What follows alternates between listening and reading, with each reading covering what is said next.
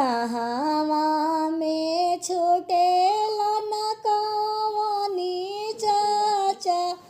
कठिन करे जा कइले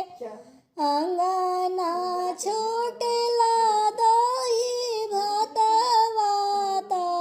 चौकट साले हर अंगना छूटेला दही भातवा त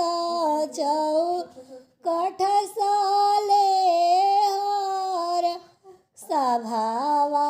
में छूटेला न कवनी पापा कठिन करे जा कइले सभावा में छूटेला न कवनी चाचा कठिन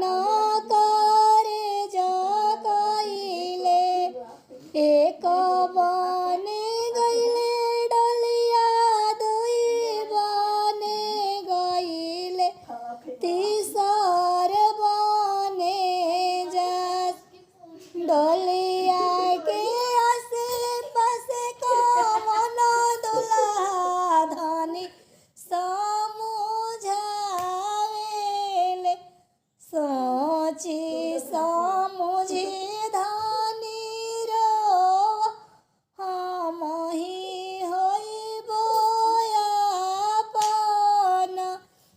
ना हम चिन्हनी ना जननी तरौरा कैसे